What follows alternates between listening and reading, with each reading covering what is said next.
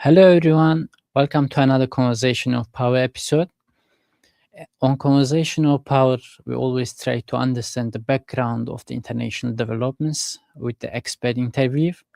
We try to understand what's happening around the world, what will be our future, how geopolitical changes and shifts on some critical points around the world will affect our future as international relations student, PhD student in politics, decision makers, and politicians.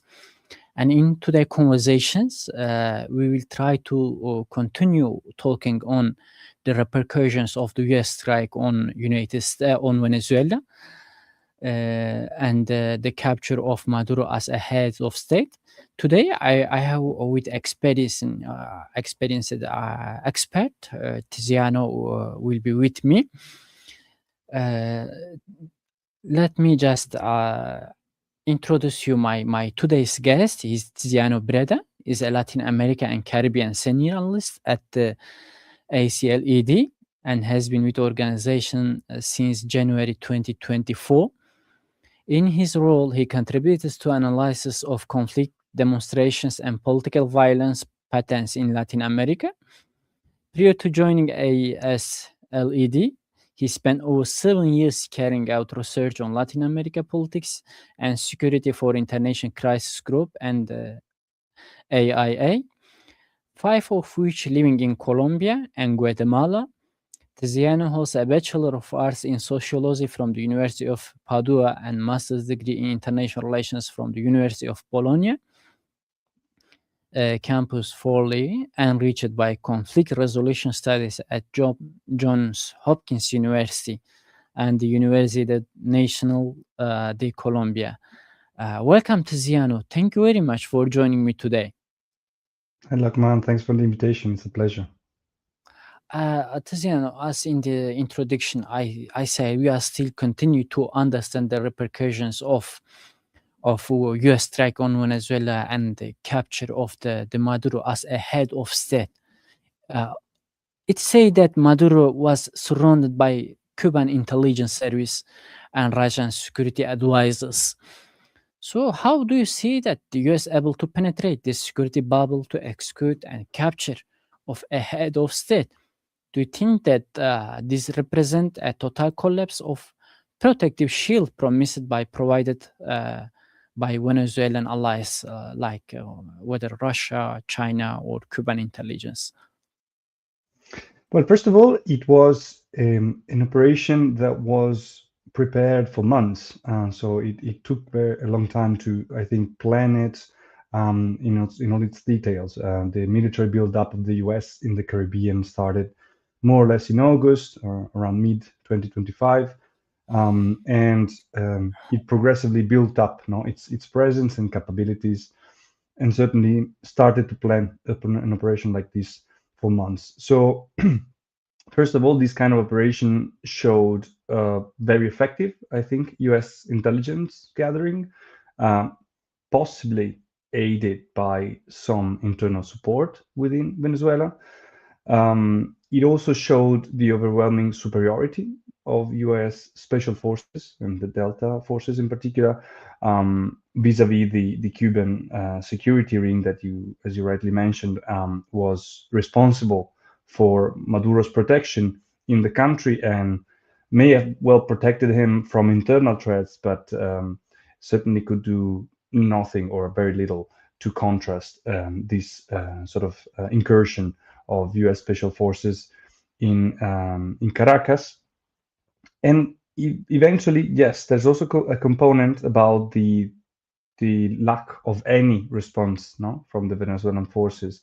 Much of the Venezuelan sort of defense system, air defense system, was Russian, as you mentioned, but we must take into account that it was pretty much outdated or left without the due maintenance for several years, both because Russia sort of probably couldn't keep up with enough technical and equipment and material support since the beginning of the war in Ukraine, but also probably it didn't want to go beyond the sort of symbolic nature of the cooperation, and wouldn't want to be seen as the provider of missiles that would hit US forces in the Western hemispheres, basically. So there's also probably a lack, not a reluctance from Russian, but from the Russian government to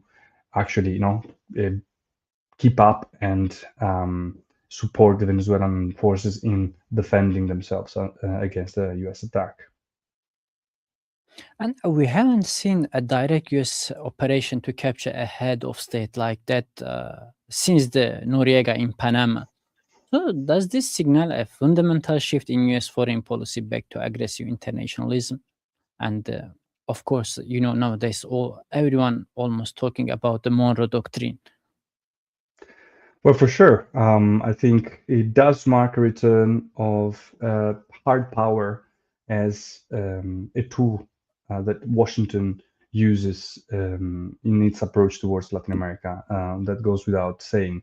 It actually goes in parallel to Washington's withdrawal of other means of sort of more soft power related influence over the region, such as cutting all the development aid, or almost all the development aid that used to flow through the region, and returning to this more sort of transactional, but also very aggressive foreign policy towards and meddling actually in domestic affairs, including in elections in Latin America. Maybe the slight difference when it comes to comparing it with an operation like the one in Panama is that for now, at least, and I think it will continue to be so, this doesn't imply boots on the ground, right? So this military intervention, may comprise an incursion in a foreign country, but not necessarily keeping a military presence that would expose U.S. forces to some kind of resistance from forces within those countries, as we saw in the past. And secondly, that this is an action that is being somehow applauded even by many governments, but some governments in Latin America, not governments that are military dictatorship, basically, but civilian governments, mostly right-wing governments, and by even many people, my common citizens in many Latin American countries, starting with Venezuelans, particularly those abroad that have celebrated this incursion. Nonetheless, I would say that Washington will certainly try to use this threat of military intervention more effectively, right? Because it has shown that it can translate a threat into words. But I'm not so sure that we will see sort of, at least in the short term, other actions like this, particularly against governments, because of course the chosen target was probably the most palatable, to do this incursion. We were talking about a government that was illegitimate, that had basically rigged the election to remain in power, that was pretty much isolated throughout the region, and that was seen by most Latin Americans as the main responsible for the collapse of the Venezuelan economy and the flight of over 8 million people that had an impact on all the receiving countries throughout the Latin American region. So it of course it had many elements that made it more acceptable, if you want, a US intervention, and I think there would be more resistance if that translated into further actions towards other governments, particularly democratically elected ones. And we talk about the lack of the Cuban intelligence service or the security provided by Russia. This on one side. Why did Venezuelan military stand down? Was there a secret deal between the Pentagon and Venezuelan generals prior to the operations? Just compared to at least some Iraq case, it took some weeks to capture Saddam Hussein's, maybe months. I couldn't remember exactly. Why we are facing this example today? It's a very good question. I mean, evidence of a plan or like an agreement between some parts of the Venezuelan governments or security forces and the US around this operation has not come to surface. So I wouldn't be able to sort of suggest that that was the case, even though many have indeed sort of suggested that such a clean, if you want, operation without any almost any resistance from the Venezuelan defense systems may suggest some form of even if not collaboration, at least acceptance from the Venezuelan army that this operation could take place, and that Maduro could be removed. Let's take into account that the ultimate goal, at least for now, was not to completely remove the regime in power. So it was to remove Maduro, but not necessarily change the whole power structure, as was the case, for example, in Iraq. No, so I think the objective of the mission, and probably the fact that Maduro, even if it was, an important figure within the Chavismo, it was a leader of the country, may have become sort of over the years increasingly sort of rejected, no, or it may have caused some resentment even within the power structure because of the way he was handling the country, may have led also to the decision to basically not respond to the strikes, no, and we've seen basically a few missiles being shot, but eventually almost anything. But I wouldn't discard also the element of lack of maintenance, lack of preparedness, and probably the conception, the idea that this kind of action could not happen. I mean, that the threats that the US was making would not translate into facts. I think this also is an element that played a role in Venezuela's incapacity to respond. And at the very beginning, Russia and later China has projected power into the Western Hemisphere through the Venezuela for a decade. So, do you think that this allies' failure to protect Maduro a sign of Moscow's or Pekin's military overstretch? How much damage does this to the Putin's or Xi's reputation as a reliable security partners? Well, that's a great question.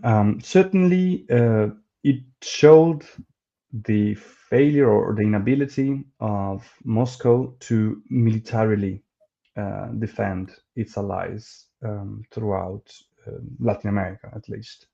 So, unlike what happened during the Cold War with Cuba, it seems that Moscow is either unprepared or unwilling to put up a fight with the US over the defense of its allies in the region from a military standpoint.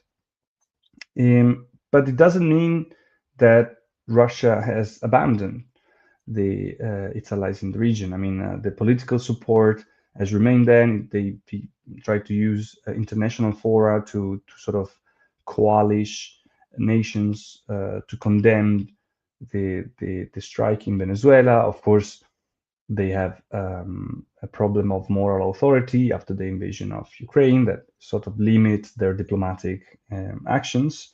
But still, they also try to sort of nationalize some of the oil tankers that have fled Venezuela and they were trying to evade US sanctions. So the support remains there. Certainly, it's, as I was saying at the beginning, there seems to be an unwillingness or incapacity to confront the US militarily in the US spheres of influence, which is the Western Hemisphere.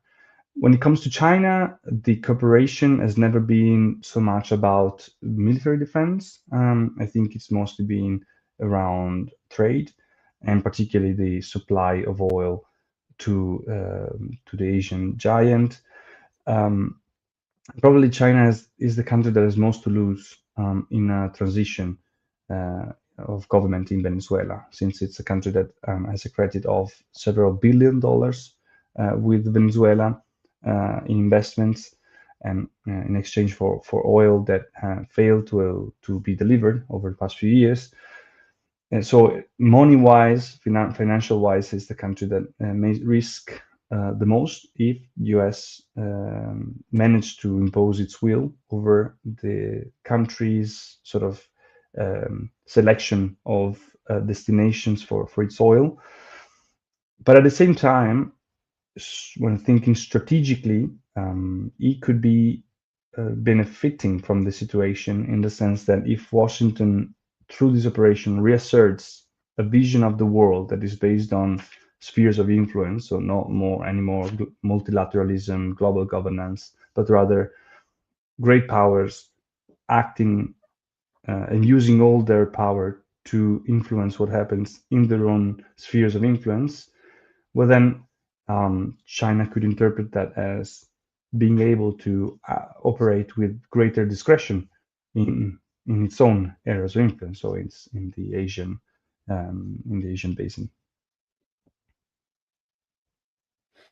And just the China's role always seems in Venezuelan case as an economic partner. But just one night before the Maduro's captures, Chinese delegation was there.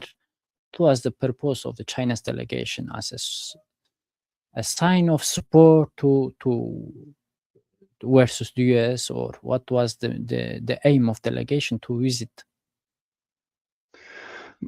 I think, I mean, from what it's been published, the aim was precisely to sort of reassert China's willingness to cooperate with Venezuela, particularly to ensure that Venezuela keeps supplying oil to the country in both legal and so more shadowy ways, because I think Venezuelan oil accounted for around 4% of the oil supply for China in last year.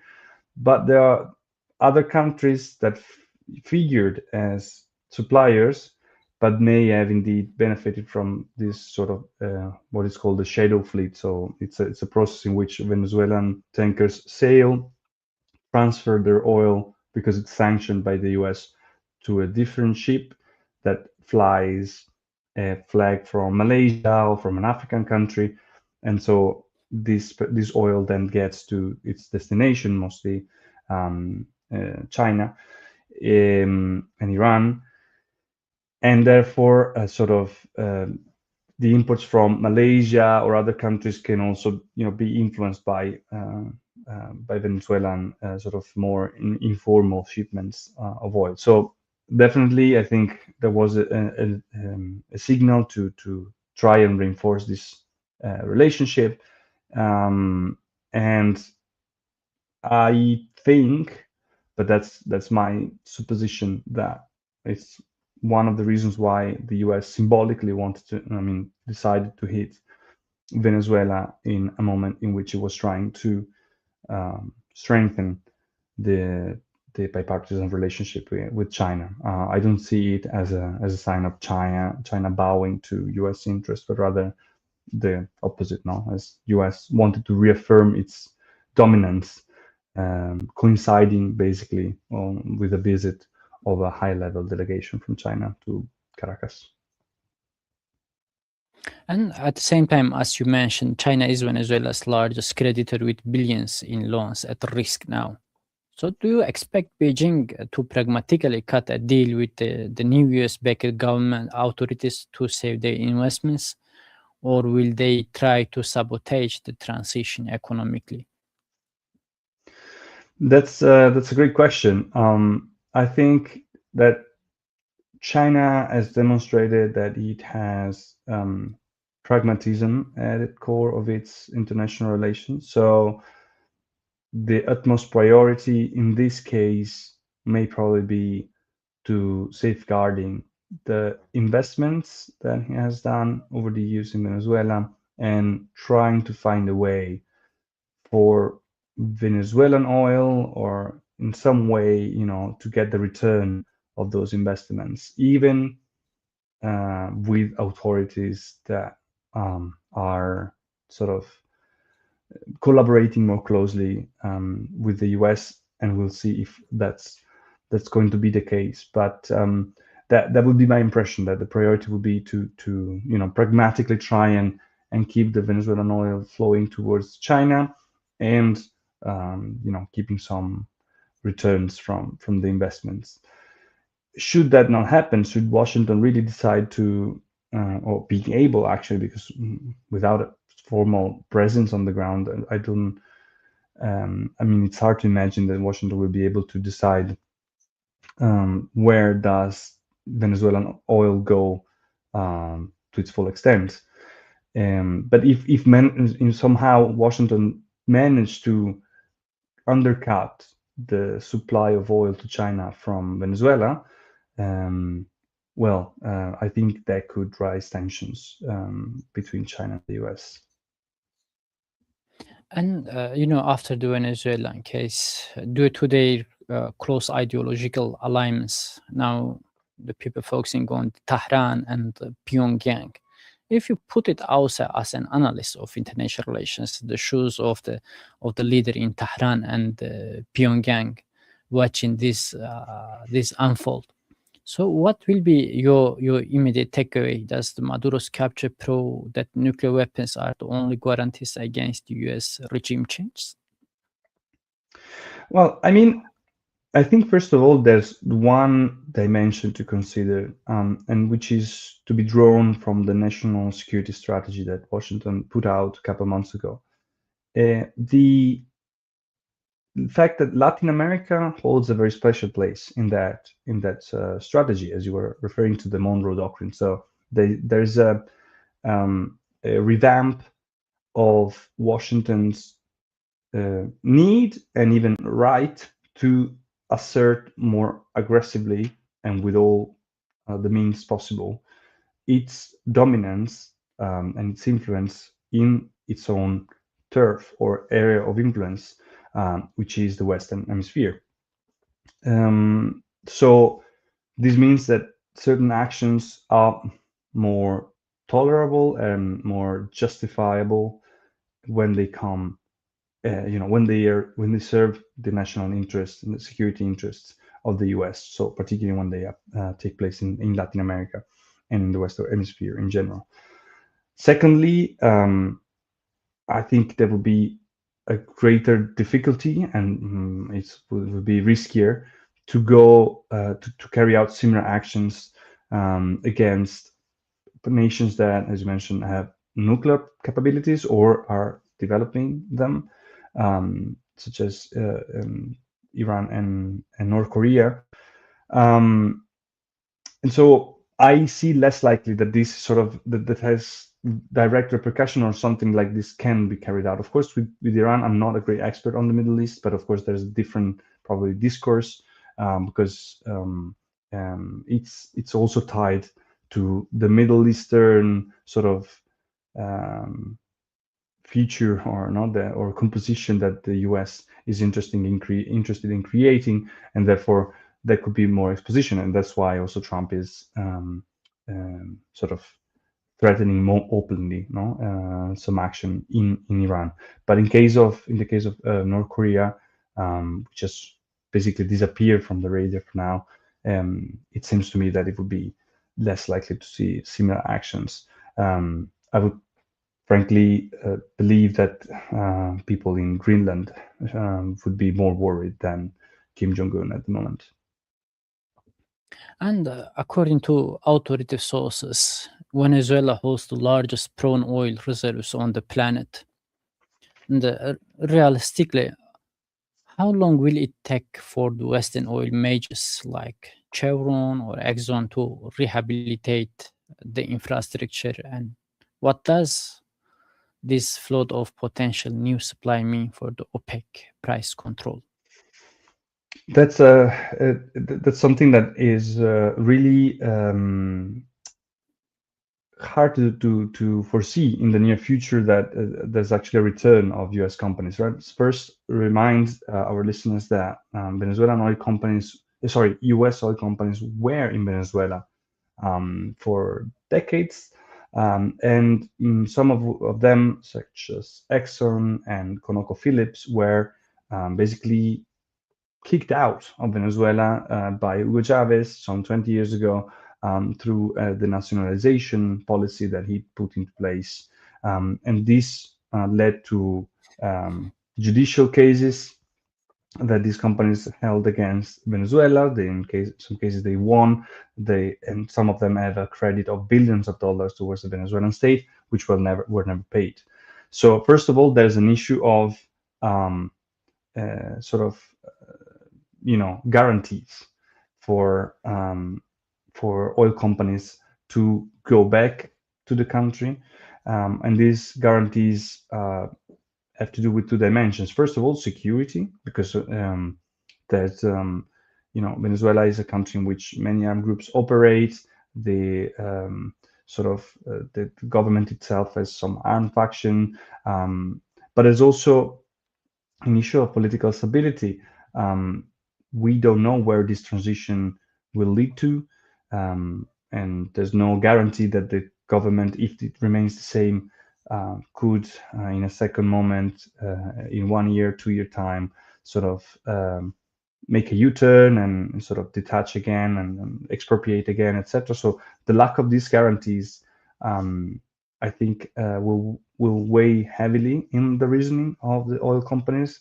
And even if they manage to sort of agree to reinvest and step up sort of the production and improve the infrastructure, there are some significant challenges from the infrastructure point of view, because the infrastructure is basically in very bad shape. It has leaks, and it has had poor maintenance for years. And there's a problem in which the oil prices are already relatively low for oil companies. So it's not a moment in time in which a big investment, because recovering the Venezuelan oil industry from the almost 1 million barrel a day of today to the 3 million barrels that it used to produce a couple of decades ago, would take, some experts, the economic experts more than me, say $100 billion. It's a huge investment, and oil prices stand today at, I think, around $50 per barrel. So it's not like it was some 15 years ago, like 80, 90. So the return would be much more evident. At the moment, the prices are low, and so the return would be minimal or reduced for oil companies. So there are economic challenges, legal challenges, political stability challenges, and security challenges that I think will certainly limit the willingness from oil companies to invest, to step up their presence and invest heavily in the Venezuelan oil sector. Having said that, some, particularly Chevron, who is already present in the country and is extracting oil under a license from the US, have expressed interest in sort of stepping up some of their capabilities and probably improve production. So we could see in the near term sort of some increase in production of a few 100,000 barrels per day, but that wouldn't have a huge impact on the overall oil market, I think, worldwide. And Maduro now is gone. And as you mentioned, there is many different military groups operating in Venezuela. One of them is Colectivos, and loyalists, militants to the at least to the regimes is still remain. Are we looking at the stabilized democracy right now, or are we risking a Libya-style scenario where the country fractures into warlordism? What will be your observation? Well, I think democracy is still far sort of far in the objectives and the priority list, also very down in the priority list of the US. Rubio, the Secretary of State of the US, has put out sort of a 3-phase plan for Venezuela. The first phase of which being this sort of called stability. So work with the new Venezuelan authorities that were already there. Were just sort of the leadership below Maduro, to make sure that sort of there's a change in the U.S.-Venezuela relationship, but this avoids sort of creating the chaos or the resistance that a full-fledged regime change could have created with the imposition of an opposition figure such as Maria Corina Machado to replace Maduro. So I think this phase can also somehow work because the military threats from the U.S. on one hand and the willingness to improve the economic relationship on the other can sort of reshape the relationship between an authoritarian government in Venezuela and the US. But the problems come, I think, with the second and third phase, because this second phase, which is called recovery, is one in which Rubio, without detailing the full plan, but sort of mentioned that there would be the economic reactivation of the country, but also the conditions would start to be created for a more permissive political environment and sort of reconciliation between opposition and government forces. That this would then lead to the third phase, which is called transition, which hints at Washington's preferred option for, at some point, the dismantling of the Chavista government structure and sort of through free and fair elections, the likely victory of opposition forces. I don't see how this second and particularly the third phase will not increase tensions within the country and could not sort of alter Washington plans when it comes to Venezuela. At the same time, and even in the first phase, Rodriguez, the vice president, now interim president, will have to carry out a balancing act. As you said, there are factions within the Chavismo that have guns, such as the colectivos, but also the armed forces themselves, that are some of the staunchest defenders of the Chavismo sort of model, with this anti-interventionist, anti-imperialism rhetoric, and so on and so forth. So Rodriguez will certainly have to make some concessions to the US, but appearing as subdued to the US or too lenient towards the US may also fuel internal power struggles and make her lose the support of some of these factions. And finally, there are armed groups that are present in the country but are not necessarily fully controlled by the government, which can also represent a challenge. Some of these are the Colombian rebel groups, the ELN, and some FARC dissidents that have pledged to openly defend the Bolivarian revolution of Hugo Chavez and Maduro after him. And so could, sabotage or try to put up armed resistance towards a government that is perceived to be too lenient towards the US, or B, any increased presence of US forces, businesses in Venezuela. So I think there are multiple challenges for this government, and ultimately also let's not forget this is a country that has gone through several waves of mass protests, particularly around elections, the last one being in 2024. Certainly this event galvanized all those Maduro detractors in the country and outside. So expectation for greater political change, a more permissive environment, and so on and so forth, may at some point trigger further unrest and carry the risk of being violently repressed again by a government that is certainly unwilling to give up on power, even if Maduro is gone. And with the Venezuela potentially flipping back to the Western camp, at least for now, as we can observe, the US has effectively secured its southern flank. And do you think that this free up America's resources to focus entirely on the Indo-Pacific and China, or on Red Sea, or on Iran or North Korea, whatever? There is many front. Yeah, no, certainly. I mean, with this, I would first of all not take for granted the flamboyant rhetoric that the Trump administration is putting out about sort of this victory in Venezuela, the fact that they now have completely changed Venezuela, they are in charge of Venezuela.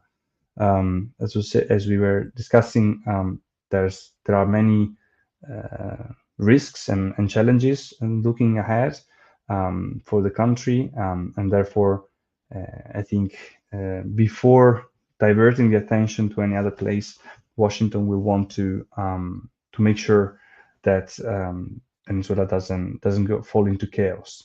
Also, because we've seen that military pressure, as we were saying, is first of all crucial as of now to maintain some kind of compliance with US requests and to ensure some concessions are made on the Venezuelan government side.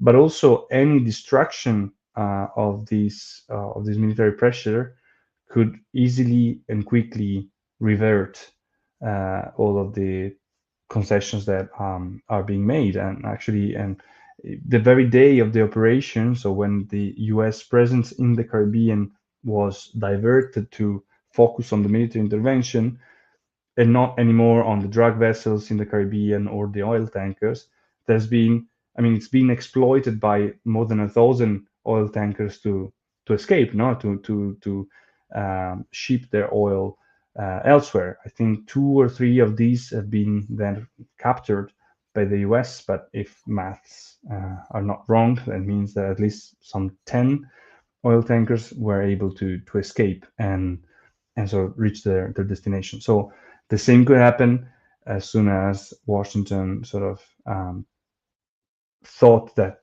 it could redivert its military attention elsewhere, and then sort of step backs could be taken in Venezuela. And in general terms, going back to what we were saying before, I think that Latin America will keep maintaining a very strong and central role in the Washington's attention in the near future, having been recognized as a key for the country's security in the national security strategy. And what happens to Maduro next? We saw that he came to New York and in trial.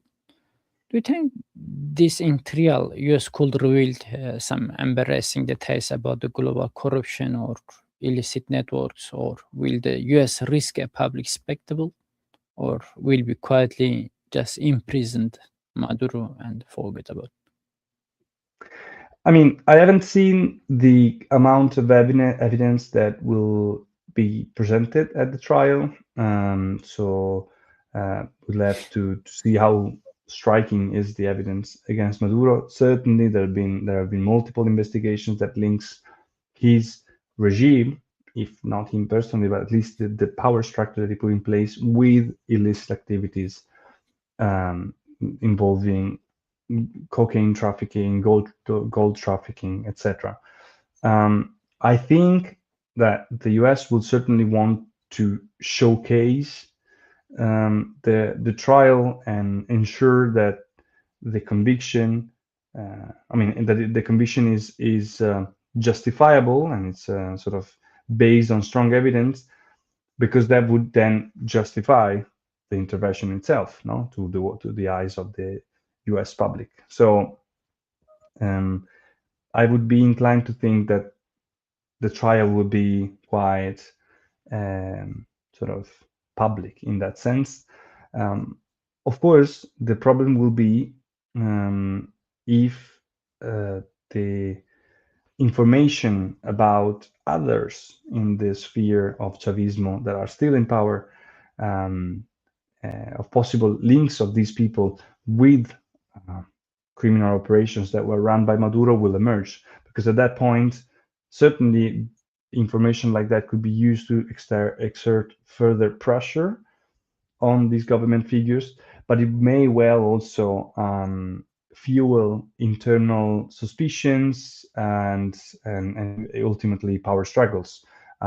So it would be a double-edged sword, I think, to leak or to publicize information about other government members that are still in place and their possible links with illicit activities. So certainly it will be a key feature of the U.S.-Venezuela relations from now on. And just some additional comments. After the Venezuela and the capture of Maduro, the many observers just focused on Iran and Venezuela. But interestingly, the Cuba will be some interesting case. Just yesterday, I saw a report that Mexico will continue to supply with oil the Cuba's regime, because the Cuba's one of the, I think, only country just next to the United States and get the oil supply from the Venezuela, and now it is one of the strongest oil suppliers is removed. What will be your observations about the next of the Cuban? It's a great question, and I think there's certainly room to take Trump's word seriously. I mean, he's openly suggested that Cuba could be next. He's also hinted at the fact that the Cuban regime could fall by itself, provided precisely that if the US was able to decide where does the Venezuelan oil go and therefore stop the oil flow towards Cuba, that was still a significant blow to the Cuban regime's ability to maintain the country's economy afloat, basically, because Venezuela depends on the oil to produce energy, basically, and to beyond, the gasoline to go to work, to fuel the cars, etc. So I think certainly there's a chance that the situation in the country will aggravate if the oil supply from Venezuela is cut. Mexico, as you said, has expressed its willingness to maintain the current sort of supply of oil. It will have to be seen if it will be willing to increase it, because it will certainly risk sort of increasing tensions with the US at the time in which the negotiations for the renewal of the US-Mexico trade deal will start soon, and in the context of Trump also threatening that further strikes, threatening that the following strikes will actually target the Mexican cartels on Mexican soil. So I see it a bit unlikely not that the Mexico steps up to replace Venezuelan oil supplies. Likewise, I see it difficult for Russia or others to step in and replace the fuel supply. So certainly, if the US manages to control the oil in Venezuela, which is a big if, as we were saying, the situation in the country could deteriorate in terms of economic and humanitarian conditions. Now, will that be sufficient to ensure regime change or like to spark protests? Probably. To make the regime collapse, it's a bigger question, since it's a regime that has been used to running a country through very difficult economic situation throughout time. And will the US intervene in Cuba like it did in Venezuela? It's another big question, because as we were saying, first of all, it takes a lot of preparation to do an operation like this. Secondly, changing the S canal with the rest of the power structure as they are doing in Venezuela as of now probably would change little and would be seen as a halfway, half-heartedly measure. And thirdly, probably the US will like to see sort of to see how the situation in Venezuela develops before taking further action in another country, because the worst scenario for the US would be to have two neighbors basically in the Caribbean basin torn by a chaotic power struggle and turmoil. So yeah, I think there are some reasons to be cautious about further actions to be taken, at least in the very short term, in Cuba. And geopolitically, the strategic location of Cuba also is fragile for US.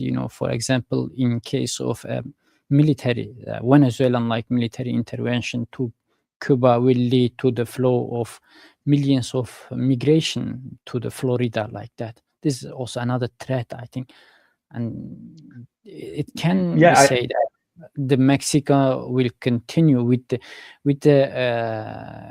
support of the US, at least at the background, will continue to supply Cuba with the oil, even if the amount is little. The Mexican president has publicly stated that the support to Cuba and the opposition to the embargo is basically a state policy, it's not even a government policy. It's started since the very beginning of the crisis, now after the revolution and the embargo being imposed by the US. So she has mentioned the fact that the Mexican policy towards Cuba would not change, because it's a state one. It's very grounded, very rooted in the Mexican sort of diplomatic approach to the region. So yes, I would say that would continue. As I was saying before, I don't know whether that would be increased. I mean, the supply would be increased to try and fill in the void left by a possible cut in Venezuelan oil supply.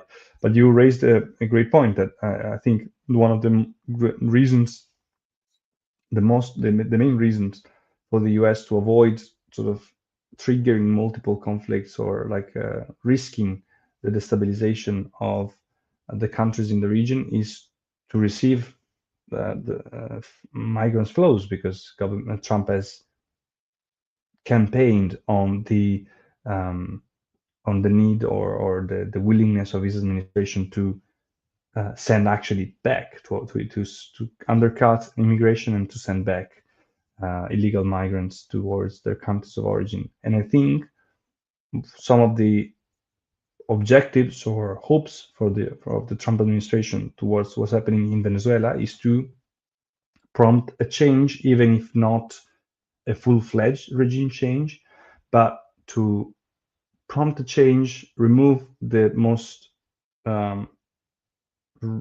hated, if you want, figure by millions of Venezuelans from the top of the government, try to improve and stabilize and improve the economic situation in order to foster the return, either voluntary or forced, of thousands, tens of thousands, or even hundreds of thousands of Venezuelans that have resettled in the US or other parts of the region.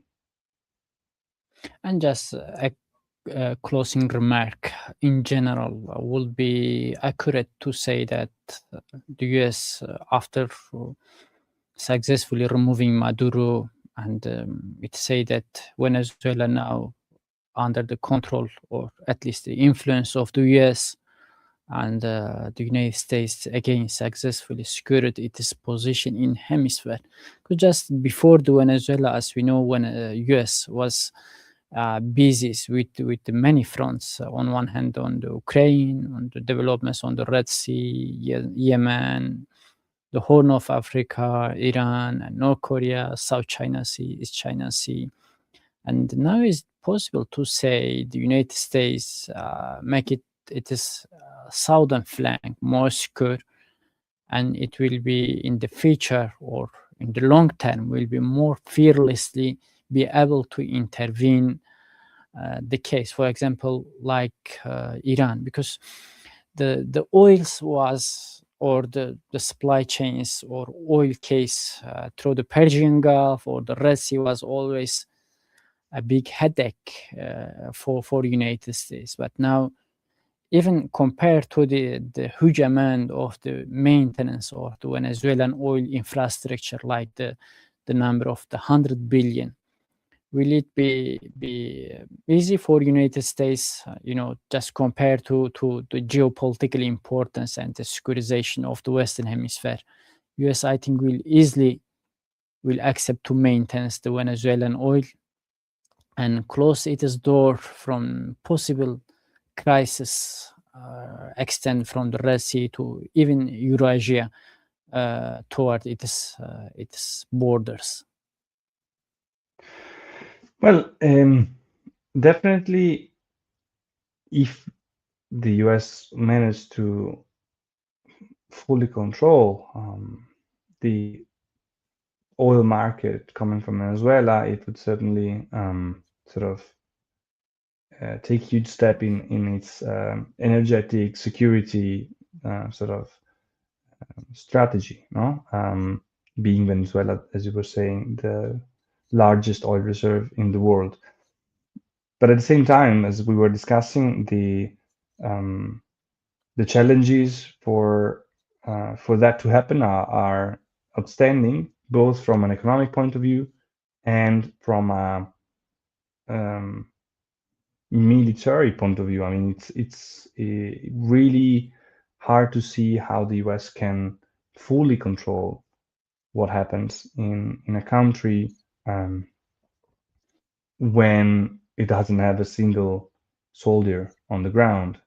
And the government that is in place is the government that has been there for 25 years, basically, just without the main figure that was there before. But being mindful of the fact that Maduro, yes, was the person that was handpicked by Hugo Chavez, the founder of the movement, and was a person that was able to sort of diffuse the tensions within the Chavismo and maintain a balance within the Chavista power structure, and from those branches that were more radical, if you want, with those that were more open to a free market solution for Venezuela. So, despite that, the overall government has remained in place, and yeah, I think the main challenge will be to first secure what's going on in the country and make sure that that it doesn't fall into chaos. And if it doesn't manage to convince the big US oil companies to come back to the country and invest, I think this will also have repercussions for the country's stability, because I guess that he put on the table with the new government the fact that, okay, he will expect greater compliance from Venezuelan authorities, but in exchange for greater US investments or greater revenues coming from the oil, part of which would definitely go to the government itself. So if he's not able on his side to convince US oil companies to invest billions of dollars and contribute to the country's oil sector, then it would also risk sort of losing the face. No, I mean, losing the credibility towards the Venezuelan authorities, and this could alter the relationship that seems to have been created so far. So before looking elsewhere, I think there will be much more to look at within Venezuela in the near future. Thank you very much, Tiziano, for this rich experience. You spend a lot of time in Colombia as well, in Latin America. And thank you for joining me and share your experience, knowledge with my audiences. Thanks to you for the invitation, Lokman. It was a real pleasure, and hope to speak soon. And also thank you for those who are with us watching our shows, and later who will want to watch our shows. Please don't forget to subscribe our channel, hit the notification bell. In that case, when we go to the live stream about another critical developments around the world, you will get notifications. Otherwise, you will not. And if you want to keep our light open, you can subscribe our channel. You can support us on Buy Me a Coffee, and just waiting for our another episode. And see you next time.